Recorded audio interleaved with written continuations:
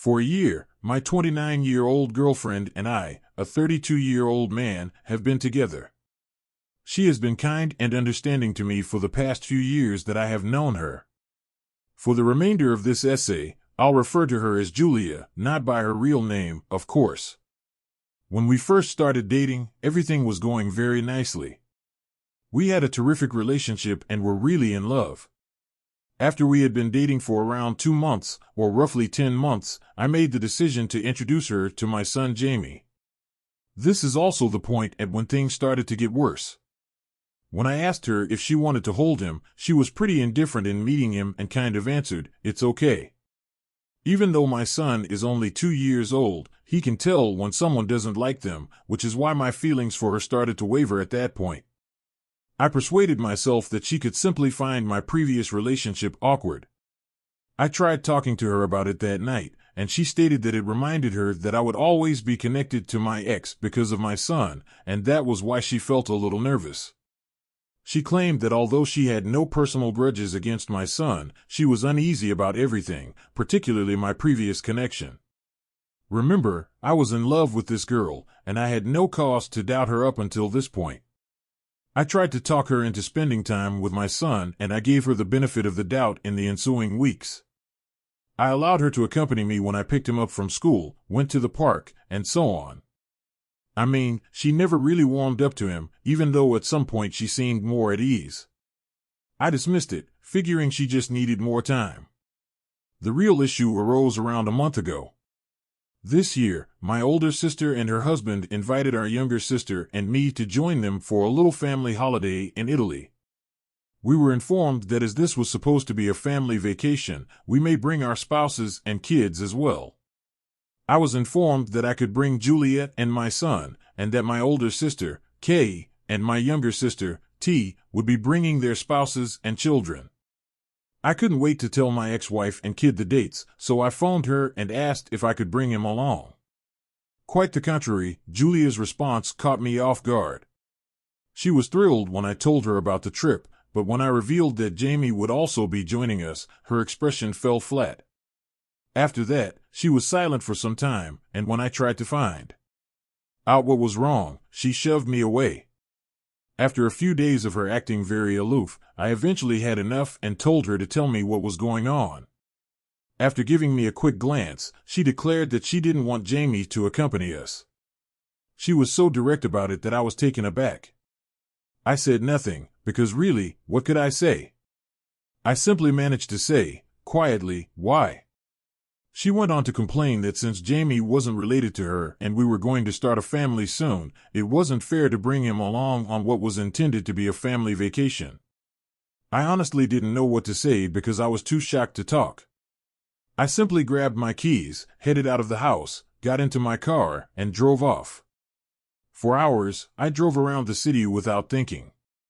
I put my phone on D&D and started to consider my options as Julia was constantly bombarding me with calls and texts.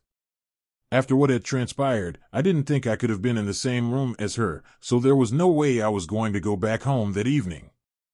You will never meet a sweeter little child than Jamie. He rarely cries and is understanding.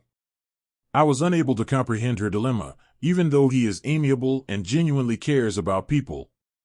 Julia was a fully fledged adult who could never have been jealous of or insecure about a 2-year-old, but here we were. After securing a hotel room in the vicinity for the evening, I made the decision to review Julia's texts. By then, she had stopped phoning anyhow, so I was on my own with some quiet time.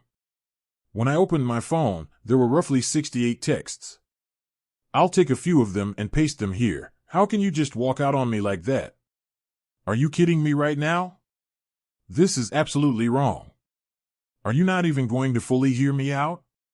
Next, sometime later, listen, I know what I said might have upset you, but please at least talk to me about it. Where are you? Pick up the phone. You're freaking me out. We can work this out. And after a short while, don't bother coming home if this is how it's going to be. You can't just push me away like this after an argument. Please, I'm sorry. Let's talk. And so forth. Many of these seemed like absurd outbursts to me, and now that I was calming down, I was growing increasingly irate. This woman was going to be my future mother, and all she was doing was acting emotional and immature around a kid. I made the decision not to make any significant decisions just yet because I was experiencing a lot of different emotions at the time. I texted her back to let her know that I was at a hotel, I didn't specify which one, and that I didn't want to see her just yet, so we could discuss it tomorrow. The following morning, having felt as like I had just walked through hell the previous evening, I decided to take the day off from work. I loaded up and headed home. She appeared to have cried all night long as she sat in the living room. To be honest, I experienced some guilt. After all, she was my soon-to-be fiancée. She came over and gave me a hug right away, but I didn't even want to look at her. After some time spent in silence as we sat down on the couch, she began by apologizing once more and said that I needed to hear what she had to say. She reiterated what she had said the previous evening about Jamie not being allowed to go on the vacation. I lost my mind over her tirade. My family and I were traveling. Who was she to tell me my son was unable to attend? She was the additional invite, if you will. I put up my hand and told her that, like it or not, he's my son and we're coming with us. I didn't want to hear that again. That being said, I got up and left the room, made the decision to take a shower, and continued with my day. I started getting ready for Italy during the following several weeks. Together, my former partner and I handled paperwork, permits, passports, and other related matters. As per our custody arrangement, I required her permission before I could take Jamie out of the country, which she readily gave. We wanted what was best for our son and, as I mentioned, we co-parented very successfully. We were all excited and had the rooms reserved as well as the flights scheduled. I was starting to feel like normal again, and Julia had stopped giving me the silent treatment. I was relieved that the entire thing was over, and she truly appeared quite excited. A week or so before our scheduled departure, I made the decision to speak with her about it. I inquired about her thoughts on the vacation. Julia declared that she was thrilled about it and that she was no longer concerned about anything. Once more, I didn't give it much thought and was simply happy that we would be spending a wonderful vacation in Italy together. My kid, who is my true love, and I would be there with my entire family. Too wonderful to be true, it seemed. When it comes time for us to depart, everything truly went to hell. We had to get at the airport at around midnight because our flight was leaving a little too early in the morning. We chose to arrive early in order to check in and unwind for a bit as the departure was scheduled for approximately 3 in the morning. That afternoon, my ex-boyfriend dropped Jamie off at playtime, and we finished our last packing. It was about 11:30 p.m. when we arrived at the airport. There, we met Kay and T and their families. I made the decision to go check in our bags with my sisters and left Jamie with my girlfriend. I didn't think it necessary to tell them about the whole issue with Julia up until now since I wanted to keep things secret. It was a grave error. The check-in stations were quite a distance away from where the rest of our families were waiting, and the full check-in procedure took around 30 minutes. I couldn't see Jamie or Julia anywhere when we returned. I assumed they had used the lavatory and didn't give it much thought. Julia returned after about 5 minutes, but I was unable to see Jamie with her. As I began to get a little anxious, I asked her where he was. Then she told me that he didn't seem to be feeling well, so she had called her mom, who lived nearby, to come fetch him up. I really freaked out, and I'm not proud of it. There was no chance Jamie became sick in the half an hour that I had been gone, as he had appeared completely okay when I had gone to check in our bags. She had no right to do any of this without my consent. I yelled at her, telling her to call her mother back. I had had enough at that point, but she refused and began to explain. Julia was yelling at me to stop while Julia picked out her phone and dialed the police, reporting the entire situation before I took any further action. The police arrived really quickly and collected my statement. Fortunately, my entire family was present as witnesses, and Julia was taken into custody right away. She was sobbing and yelling, and it only made my blood boil more. She was lucky enough to be stopped shortly after giving the police her mother's license and the make and type of her car. Her mother was also taken into custody, and they had not gone far from the airport. After that, I got my son back, and we went to the precinct. I said yes without second thought when the police asked if I wanted to press charges. The problem is, I may have overreached myself. K&T informed me that getting her detained was sufficient to prove a point, and that I was being severe. They said that since Jamie was okay and was with her mother, filing charges could have been overly harsh. But I fail to see how I'm the A** in this situation. Though everyone around me feels that my response was excessively severe, was it really that extreme? Unexpectedly, this piece gained a little more popularity. I'm going to answer some questions here because it appears that I left out quite a few facts in my initial post. Well, to begin with, Julie and I are no longer together. There was not an alternative. Second of all, I'm having a great time currently in Italy with Jamie. That night, we obviously missed our trip, but a few days later, I made the decision to get in touch with a lawyer and travel to join my sisters and their families. Even though our trip will be just somewhat longer than anticipated, my son will still enjoy himself. Until I return home, my lawyers will handle matters regarding my ex-girlfriend. I have made the decision to file charges because this whole situation was completely out of control. My ex-partner and her mother were unaware of my son's allergies, but even in the event that they were, we as his parents must always be aware of his whereabouts. I'm relieved that the majority of those who have reacted to my post seem to agree that she crossed a line that no one should ever be allowed to. I'm going to address some of the questions I got regarding my relationship and the topics I discussed in my first article here as well. To begin with, I didn't surprise Julia by telling her about my prior relationship and child. She was aware, prior to our relationship, that I was divorced and had a son from a prior marriage. It would have been too upsetting for my son if I had introduced them too soon before I was certain that I wanted to marry her. Regarding disobeying every warning sign, I acknowledge that I did just that. I'm not going to claim to have been an ideal boyfriend or anything, so I suppose we both kind of forgot about stuff. For those who are curious about my 32-year-old wife, no spectacular or absurd cause led to our breakup. We grew separated after being together for a total of 8 years. I'm not sure why this is even relevant to the story. Regarding the stonewalling, while I do have a tendency to push people away when I'm really angry, I don't think that leaving by car was a horrible response to my girlfriend's announcement that she wouldn't allow me to bring my own son to the family reunion. Regarding K&T, I explained everything to them and their husbands as soon as Jamie and I arrived in Italy. Naturally, they were astonished, and after giving it some thought, they agreed wholeheartedly this time that I should file charges. Even though Jamie wasn't in immediate danger, Julia's actions cannot be justified in the slightest. I'm surprisingly doing really fine. I guess I just stopped like her every time she made my son feel uncomfortable, possibly because of Italy. I had nothing but rage for her since this was the final straw.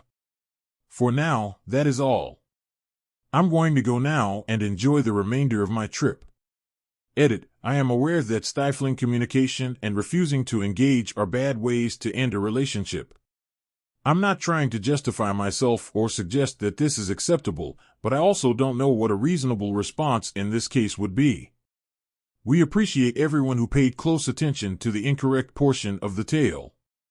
For those of you who got in touch with me about it, here's a somewhat more intriguing update.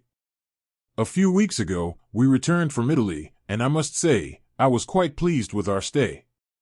Even though Jamie won't recall most of it, it was undoubtedly the best time spent with him. Let us return to the main points. I followed through on filing accusations against Julia's mother and herself. I'm not sorry I did it, and I'm even more certain now that they deserved it. Truly sick, Julia harbored resentment towards a 2-year-old child and even involved her deranged mother in the situation. My excellent lawyers are taking care of everything for me. They won't likely receive much, if any, deal time, but that doesn't bother me. All I want is for them to pay for their actions. We need to move quickly because the deal was completed the day after they were taken into custody.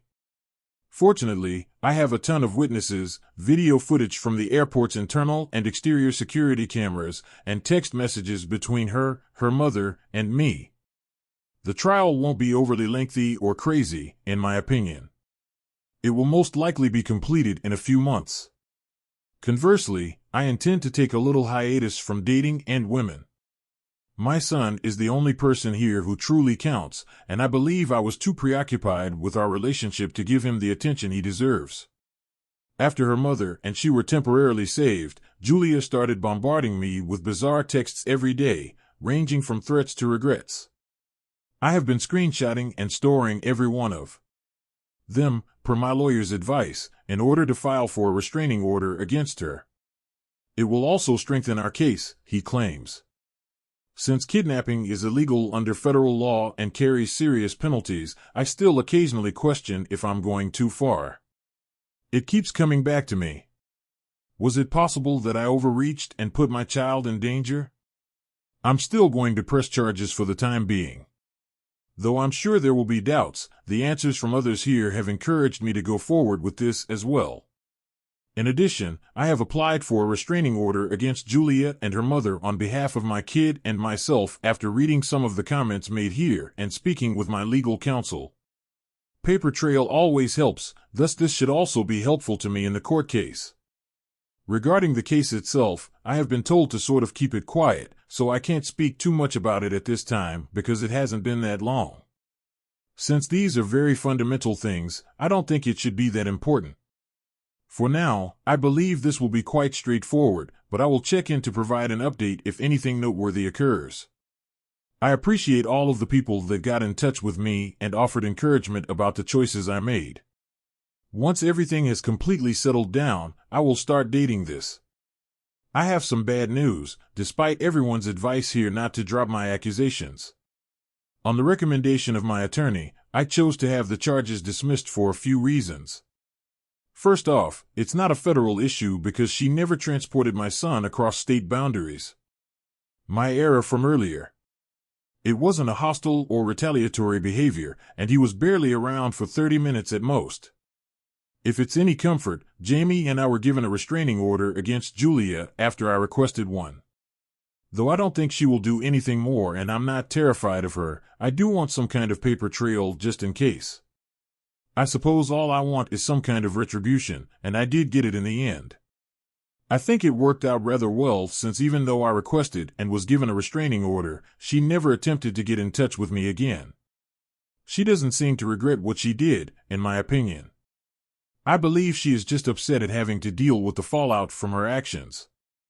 Lastly, while restraining orders do appear on background checks for jobs and other purposes, it is sufficient in my opinion that they appear on a civil background check rather than a criminal one. First of all, thank you to everyone who has inquired about my sons and my well-being. We are grateful for your concern. For now, everything is good. To be honest, all I want is to put this whole incident behind me.